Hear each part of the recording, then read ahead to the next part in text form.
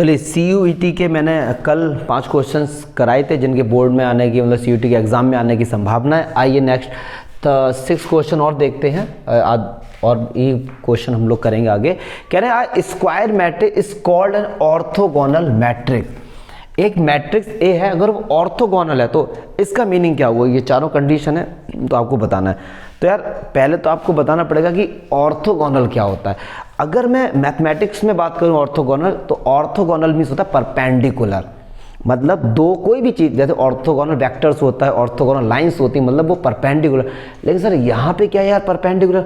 तो चलिए समझते हैं। एक खैर हम लोगों ने पढ़ा हुआ है RD शर्मा में, कोई भी अगर एक मैट्रिक्स है A और उस मैट्रिक्स का उसी के ट्रांसपोज के साथ मल्टीप्लाई कर दिया जाए तो हमेशा आइडेंटिटी मैट्रिक्स आना चाहिए। क्या आना चाहिए जी? आइडेंटिटी। या फिर पहले ट्रांसपोज से कर दो मल्टीप्लाई उसी में, तो भी हमारा क्या आना चाहिए? आइडेंटिटी मैट्रिक्स आना चाहिए। अगर ऐसा कोई मैट्रिक्स है जिसका उसी के ट्रांसपोज के साथ मल्टीप्लाई करें and you will get identity matrix, तो this type of matrix called orthogonal. अब देखो इनवर्स का मीनिंग क्या होता है, मतलब ट्रांसपोज की अगर हम बात करें, अगर मैं ट्रांसपोज की बात करता हूँ तो क्या होता था? ट्रांसपोज में 1 2 3 4 5 6, तो जो रो होता था वो कॉलम बन जाता था। मतलब ये रो है और ये क्या बन गई? कॉलम। तो क्या ये परपेंडिकुलर आ रहा है? समझो फिर से, ट्रांसपोज में क्या होता था? जो रो होती थी ये अभी ऐसे बन जाएगी, तो क्या हुआ? जो ये रो ऐसी थी अभी रो ऐसी बन गया। अब इनके बीच में एंगल कितना आ रहा है? 90। तो ऐसे मैट्रिक्स जिनका उसके ट्रांसपोज के साथ मल्टीप्लाई करें तो उसको हम क्या करते हैं? ऑर्थोगोनल। तो इसका पहला वाला ही सही हो जाएगा, ठीक है। अच्छा सेकंड देखते हैं।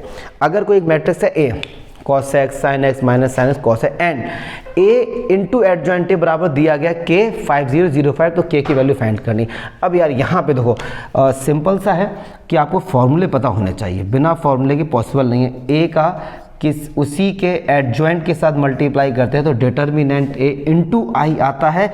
ये तो यार हमने NCERT में ही पढ़ा हुआ है। तो चलिए सबसे पहले डिटर्मिनेंट A निकालते हैं इसका। तो क्या होगा? cos स्क्वायर x और माइनस प्लस हो गया और साइन स्क्वायर, मतलब cos square plus sine square क्या हो गया जी? 1 हो गया। अब कुछ नहीं, वैल्यू पुट करो। चलो यहाँ पे आ जाइए। A इंटू एडजॉइंट A की वैल्यू क्या है? K 5005 और डिटरमिनेंट A की वैल्यू क्या? 1 और इंटू आई, ठीक है। अच्छा देखो 5 यहाँ से कॉमन आ रहा है, 5 में यहाँ से भी कॉमन लेता हूँ, 5 यहाँ से भी, तो 5 आ गया बाहर। इधर क्या बचा हमारा? 1 और इधर क्या बचा हमारे पास? 1। क्या ये आइडेंटिटी मैट्रिक्स नहीं बन गया? इसके जो प्रिंसिपल डायगोनल के एलिमेंट है वो देखो 1 है और बाकी सारे क्या? 0 हैं। तो ये क्या बन गया जी? आइडेंटिटी मैट्रिक्स बन गया। तो ये आई हो गया और ये आई, तो आई से I cancel. 5K equals to 1, तो K इक्वल्स टू 1/5, तो 1/5 इज योर आंसर। और कभी भी कहीं पर भी आप पढ़ते हैं, अगर कभी ऑब्जेक्टिव क्वेश्चन कोई टीचर कराता है तो जैसे ही मैं क्वेश्चन 7 पे आया था, क्योंकि 5 मैंने करा दी, 7th है, तो वीडियो को पॉज करो और पहले खुद से ट्राई करो, क्योंकि आप यहाँ पे सॉल्यूशन देखने नहीं बैठे, कुछ सीखने को बैठे हैं। तो पॉज करो, फिर सॉल्व करो। अगर नहीं आ रहा है देन वीडियो को आगे देखना है, ठीक है। तो चलिए नेक्स्ट क्वेश्चन देखते हैं। चलिए क्वेश्चन नंबर 8 देखते हैं।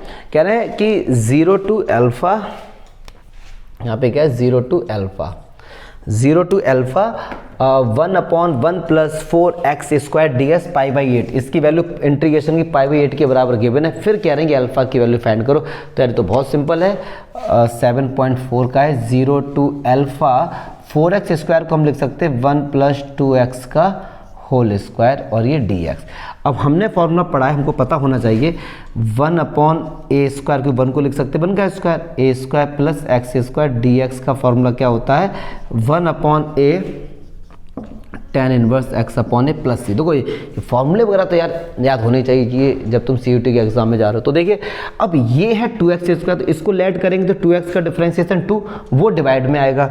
चलो करके बताना पड़ेगा यार, चलो बता देते हैं। लेट हमने क्या किया? 2x को t कंसीडर कर लिया, तो ये 2 और dx और dt और dx बराबर dt/2। तो चलिए आ जाइए अल्फ़ा, तो 0 to अल्फ़ा 1/1 का स्क्वायर प्लस t का स्क्वायर और dx की जगह dt/2, तो 1/2 मैंने क्या किया? बाहर कर लिया।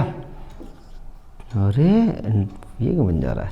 चलो जी आ जाइए। अब देखो 1/a फॉर्मूला 1/a, a क्या है यहाँ पे 1 है तो उसको लिखो मत, तो 1/2 तो है ही बाहर से बाहर है, तो tan इनवर्स x कितना है जी t, और t की वैल्यू क्या थी 2x अपॉन a कितना है 1, तो ये हो गया इसका इंटीग्रेशन, और लिमिट क्या है 0 to अल्फा, किसके बराबर है जी π/8 के। तो चलिए अब ये 2 से तो हम ये कट कर सकते हैं 4 हो गया, तो ये हो गया tan इनवर्स 2x यार ये क्यों इनफाइनाइट बन जाए, alpha dear sorry it was all by mistake, तो ये π/4 है। चलिए upper limit minus lower limit, तो एक बार अपर लिमिट लगो, मतलब x की जगह अल्फा, तो tan inverse 2 alpha minus lower limit क्या है 0, तो tan 0 0 उसको लिखो या फिर मत लिखो, तो ये हो गया π/4। अब tan इधर जाएगा तो 2 अल्फा बराबर tan π/4, और tan π/4 की वैल्यू क्या होती है 1, तो 2 अल्फा 1 और अल्फा बराबर 1/2, तो 1/2 है। हाँ जी बी इज द आंसर। देखें वीडियो में आ रहा ही है, हाँ जी बिल्कुल आ रहा है। चलिए जी क्वेश्चन नंबर 9 इंपॉर्टेंट क्वेश्चन है, कह रहे हैं कि if x plus Y plus Z is equal to X Y Z, और then find the value tan inverse x plus tan inverse y plus tan inverse z। इसका तो यह formula देखो आपको याद होना चाहिए, सुल्तान चंद वाली बुक में है और आपको पता होना चाहिए। क्या होता है इसका formula, tan inverse x plus Y plus z minus x Y Z, और 1 minus x y minus z x minus y z minus. अच्छा एक बात सुनो, अगर फॉर्मूला नहीं याद है, बाई चांस नहीं याद है, तो इन दो का फॉर्मूला ओपन कर लीजिए। इसका तो पता है कि tan inverse x plus tan inverse y का, फिर इसको एक यूनिट मान के z का कर लो, आना यही है। अच्छा जी तो ये tan inverse x plus Y plus z की वैल्यू क्या एक्स वाई जेड, तो ये x Y z minus x Y z, तो कन्फर्म है यार ये तो 0 हो गया। तो अगर ये 0 हो गया तो tan इनवर्स 0। अब देखो tan इनवर्स 0, तो tan इनवर्स 0 का आंसर 0 आता है, लेकिन 0 ऑप्शन में नहीं है, तो अब देखेंगे 0 tan में कहाँ पर आता है, tan पाई में आता है मेरे भाई। tan इनवर्स तो 0 को हम लिख सकते हैं tan पाई, तो pi this is your answer. Basic basic basic बार बार बोल रहा हूँ, जब भी ऐसे क्वेश्चन आप करने जाएंगे बेसिक यार आना चाहिए, बिना बेसिक के डियर भूल जाओ ये सब चीज़ें। चलिए नेक्स्ट क्वेश्चन देखो यार, मैं हाथ से लिखता हूँ, हैंड राइटिंग ऐसी यार बड़ा यार भावनाओं पे जाओ यार, बहुत अच्छे अच्छे क्वेश्चन छांट के ला रहे हैं, और डिजिटल बोर्ड नहीं है तो प्रॉब्लम को समझना है। कह रहे हैं what is additive identity of a vector. देखो एडिटिव आइडेंटिटी मतलब होती है जो चीज़ कभी चेंज नहीं होती। जैसे आपके जब आप स्कूल जाते हैं तो आपके गले में आइडेंटिटी कार्ड होता है, वो कभी चेंज नहीं होता है। जो आपका नाम LKG में है वही 12th में रहेगा, जो पिताजी का नाम माता जी का नाम, जो आइडेंटिटी मतलब जो चेंज नहीं होती है। तो ऐसा करें कि क्या ऐड कर दें जिसमें उस वेक्टर में कोई फर्क ना पड़े, 0 वेक्टर। तो इसका आंसर क्या हो जाएगा 0 वेक्टर। कैसे, एक वेक्टर A वेक्टर है, इसमें मैंने 0 वेक्टर ऐड कर दी, तो अभी भी A वेक्टर पे कोई भी फर्क नहीं पड़ा। तो एडिटिव आइडेंटिटी मतलब 0 वेक्टर ऐसा वेक्टर है किसी वेक्टर के साथ ऐड कर दो वो अपनी आइडेंटिटी लॉस्ट नहीं करता है। A वेक्टर है उसमें 0 वेक्टर ऐड कर दो तो अभी भी वो A वेक्टर ही है, क्योंकि 0 इज नथिंग। तो 0 वेक्टर को आइडेंटिटी एडिटिव बोला जाता है। क्या है next question, to check whether matrix B is an inverse of a matrix A. अब देखो यहाँ पे जान लो इन्वर्टिबल मैट्रिक्स का है, और ऑब्जेक्टिव करने का एक और आपको तरीका बताते हैं। जब कभी भी आप क्वेश्चंस पढ़ें तो पहले आपको चेक करो कि आप खुद उसका आंसर बता सकते हो, तो पहले इसको ट्राई करना। क्यों? क्योंकि ऑप्शन लगभग सब एक जैसे होते हैं, उसको देखोगे तो कन्फ्यूजन क्रिएट होगी। तो अगर आपने जैसे ये पढ़ा कि भैया चेक वेदर, कंडीशन क्या है चेक करने की, अगर B is the inverse of A matrix मतलब इन्वर्टिबल मैट्रिक्स, और कोई भी दो मैट्रिक्स आपस में अगर इन्वर्स होते हैं, इसका मतलब क्या है कि उनका आपस में मल्टीप्लाई अगर हम करें तो हमेशा हमको आइडेंटिटी मैट्रिक्स मिलता है। ये आपको पता होना चाहिए। एक्सरसाइज 3.4 मैंने बहुत अच्छे से पढ़ा मैट्रिक्स में, इन्वर्टिबल वाले कंसेप्ट में। तो अगर ऑप्शन देखेंगे और थोड़ा बहुत भी डाउट है तो और ज़्यादा डाउट हो जाएगा। तो हमको पता है कि कंडीशन यार ये याद होनी चाहिए। ऐसा क्यों है? क्योंकि ए बी बराबर आई होगा तो ए बराबर क्या होगा आई बी इनवर्स। तो इनवर्स मतलब ये है कंसेप्ट, ज़्यादा डीप में क्या ही जाऊँ, इसमें मत करके आना क्या रहे या तो ये होगा या फिर ये होगा, नहीं, यहाँ पे दोनों ही बराबर होते हैं इसके, ठीक है। अगर एंड होता तो ये दोनों ठीक हो जाते। अच्छा ये क्वेश्चन इंपॉर्टेंट क्वेश्चन है। कह रहे हैं f x is equals to modulus x minus two. तो एफ डैश एक्स की वैल्यू बताओ, जो एक्स की वैल्यू क्या है 2, मतलब डैश का मतलब क्या डिफरेंशिएशन किस पे 2 पे, तो क्या ये एफ डैश 2 की वैल्यू की बात नहीं कर रहा है? यस और नो? तो देखो मॉडुलस एक्स माइनस 2 का ग्राफ कैसे बनता है इसको प्रैक्टिकली समझते हैं। रखो 0 के बराबर तो एक्स की वैल्यू 2 आ गई, मतलब इसका ग्राफ डियर कैसे बनेगा, ये 1 है और ये 2 है, तो ये आया और इस तरीके से चला गया। क्योंकि मॉडुलस की वैल्यू कभी नेगेटिव नहीं होती है, तो वाई एक्सिस के नेगेटिव जाने का तो सवाल ही पैदा नहीं होता। तो ये 2 पर पूछ रहे हैं कि इस 2 पर ये फंक्शन क्या है।